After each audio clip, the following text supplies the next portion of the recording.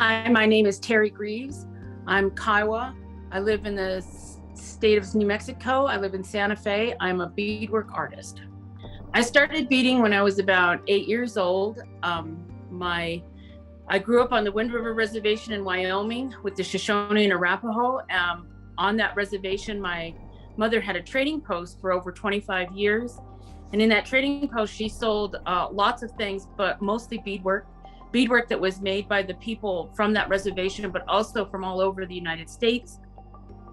I was also brought home in a beaded Kiowa cradle board, a cradle board that was made for me, for my birth, which now belongs to our family, and my children have been in it as well. Incredibly, I was going through my mother's things after she passed away, and I found that very first piece of beadwork that I made. So in this little tiny moccasin, my auntie showed me how to do this stitch work here that's called lane stitch, hump stitch, or lazy stitch. Those are the three different names that you hear for it. And so when I got finished, I was all excited because I thought I was going to fill in right here. And she said, no, Teri. She said, actually, the design is where there isn't beadwork. She said, that little thing right there, the negative space. She didn't call it negative space, but that's what it is. She said the negative space is the hoof prints of a deer. So I had every intention of going to law school. I wanted to go into native law.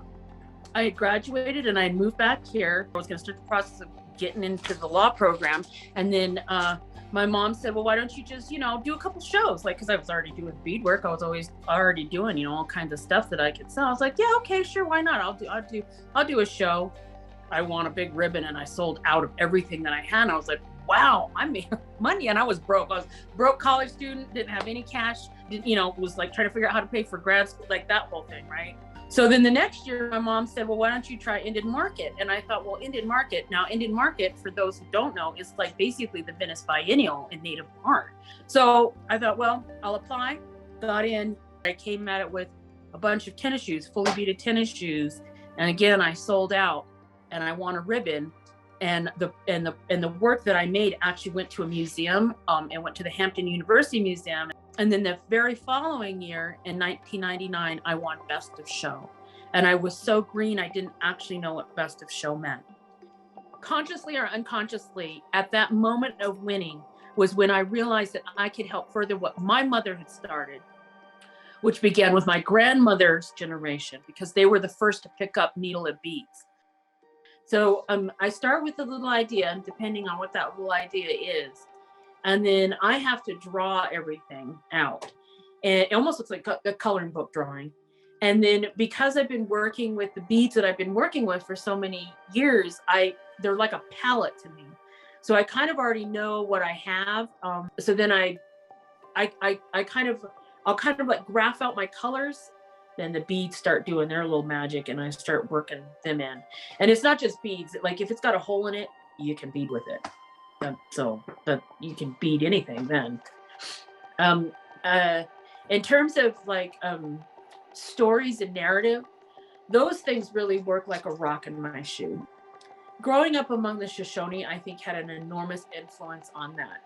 But because Shoshone ladies spoke in narrative, in figurative work, it was a really easy jump for me to just start drawing things that I saw and then beading these things that I saw and then putting them on objects that related. It all kind of went together.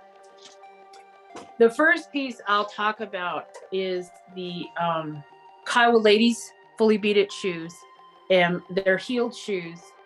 So these were the last pair of shoes that I made. I found a pair of these wild heeled shoes online. And I bought them, realized that I could get my beading needle through them and turn them into a whole series of body of work, these beaded shoes.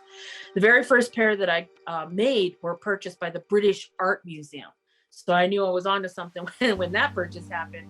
And I kept using them as a vehicle to speak. So the shoes as a series, like Native people have always decorated our shoes, like that's a part of our, whatever. So the second piece I want to talk about is a vessel that I made. It's called Between Worlds. The shape is taken from a war bonnet case. So we would make these rawhide, basically suitcases that carried our most important objects: medicine, food, outfits, clothing, ceremonial objects, all of those things. I did this piece right after my mother died. And I realized as I was making the piece that I felt like that lady, that I had been left in this world without my mother, waiting to go join her. So the piece itself was obviously it's personal, but it also involves all of that Kiowa storytelling and also an acknowledgement of the women's work itself, that abstractionist nature, and these object forms too. So the entire thing, my hope was that the entire thing would be embedded with Kiowaness from form to function the whole way down it. So, you know, that it would be as Kiowa as it could come. And it was very personal too at the same time. The biggest recognition and the biggest compliment I can ever get for my work that I make with my hands, is when I see it being danced. So what that means then is that the things that I have the most pride in are actually the things that I haven't sold. They're not actually art pieces, art, capital A letter art pieces. So they're the things that you're never going to see in a museum or you're never going to see in a collection, and I didn't win any awards for them. Those are the things that mean the most to me, because when I see them out there in the arena, and I know that my intention for that human being that I made that thing for, and that their intention while they're dancing, because dancing for us is prayer, like it's my circles are completed, right? The work that I do and all of that. I mean, why does humans express anything, right? Gosh, it's that right there. It's me watching my things being danced, being prayed with, you know, being used to get to that place. So it made me cry a little bit thinking about it. But that's what truly gives me the most joy and the most I guess feeling of accomplishment is what that feeling is.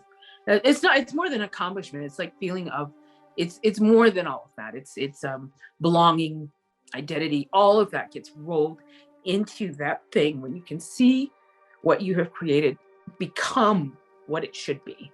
Not behind a glass, not pinned up on a wall, not underneath a case, the way that art is seen, but the way that art is lived. That's the greatest satisfaction I can gain from anything that I've ever made. The impulse, the artistic impulse is the truth. The medium comes and goes through human history. It just comes and goes. So I don't care what things are made out of. That is a huge lesson over the last 50 years of life. It doesn't matter what things are made out of. It really doesn't matter what the materials are. What matters is the story behind it and the intentions behind it. That's it. That's the human spirit that is placed into those objects that we give away, right? That's what we're doing. It's that movement. I honor my grandmother by being a bead worker. I honor my mother by being a bead worker. I honor all those ladies that came before me as bead workers whose mothers and grandmothers and great grandmothers were painters before them.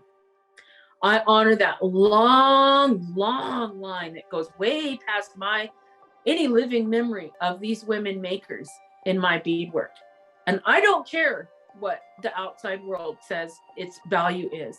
I know that among my own people, among Native America, among the world that I live in, the native country that I live in, that beads are as valuable as diamonds are.